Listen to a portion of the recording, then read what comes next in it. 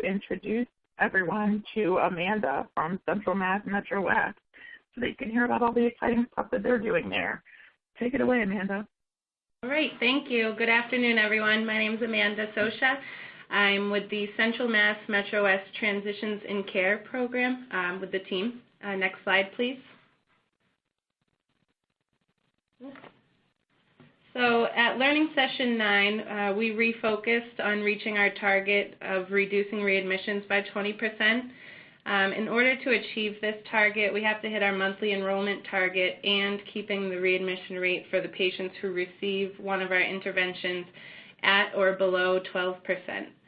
With setting this target, we needed to determine a way to measure this goal. So currently we had a system for tracking acceptance rate and enrollment numbers by coach. Our next step was adding a way to measure readmission rate by coach.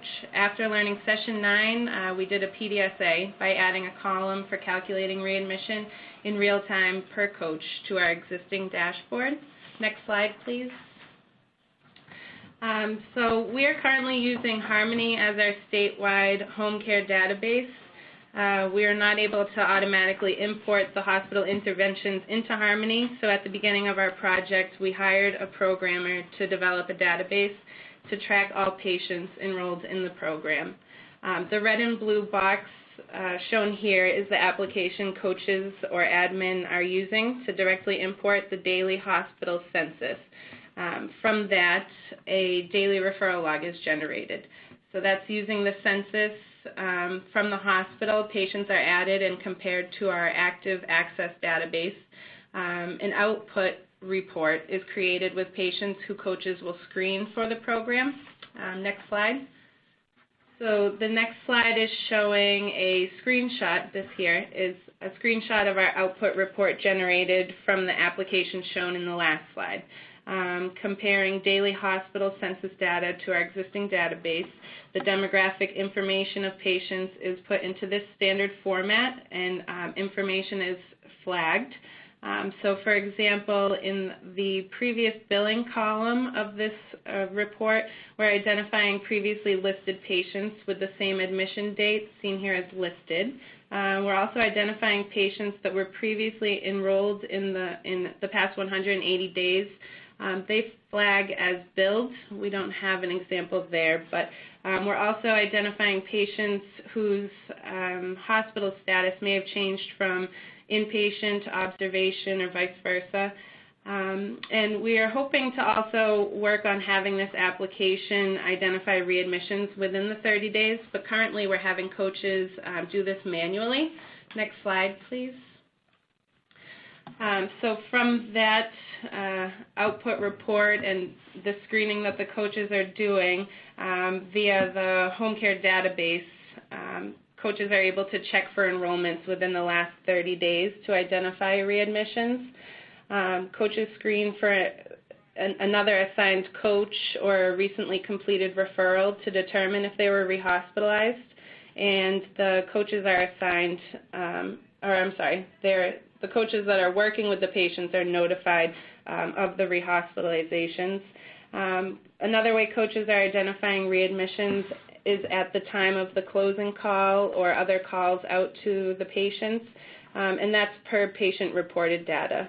All readmissions are then manually logged onto this Excel tracking dashboard, and the readmission rate seen in that bottom line is automatically populated for coaches to monitor. And we do partner with 7 other CBOs with which this has been shared. This is currently how we're tracking the information, and we have encouraged the other partners to also track information this way. Next slide. So the data collected from all the previous weeks are pre-populated into this monthly summary tab. Coaches can refer to both the weekly or the monthly summary of real-time data to review their progress. This information is tracked and used by the coaches, but it's also been pretty helpful to myself as a supervisor to monitor individual numbers and see how we're doing with reaching our overall target enrollment goals. And so that's basically it. I mean, all the information is transferred to this final screen, and it's just a quick snapshot of how we're doing weekly and overall for the monthly goal. Well, thank you, Amanda. This is Tom. Gosh, this database and the interface and the reports look really, really attractive, and hopefully your coaches are finding it pretty useful. I guess I'm really curious to hear a little more about how you as a supervisor and you as your coaches use this information other than just screening and identifying readmissions. I think the most helpful way is that coaches are able to see their own information in real time. And so this motivates the coaches who may have a higher readmission rate to increase their overall enrollment number, which in turn would reduce their readmission rate. So it's been helpful for them to be able to track it ongoing. I gotcha. And is there, I guess I have another question related to that, like what type of training is needed for the coaches to be savvy with using this data? We don't really do any training. It's just getting into it and getting used to it. We kind of just set them up with it. And, I mean, as the supervisor here, we're working on setting those formulas so that everything is kind of generated automatically to this final screen. So it's just reporting the data that they're receiving about readmissions and, new enrollments or new acceptances, and they're just tracking it daily. Great. Let's go back to the identifying the readmissions part of this database and these data. Curious to know if the coaches do any follow-up with readmitted patients, and if they're reviewing the readmissions with the hospital partners, or at least at this hospital.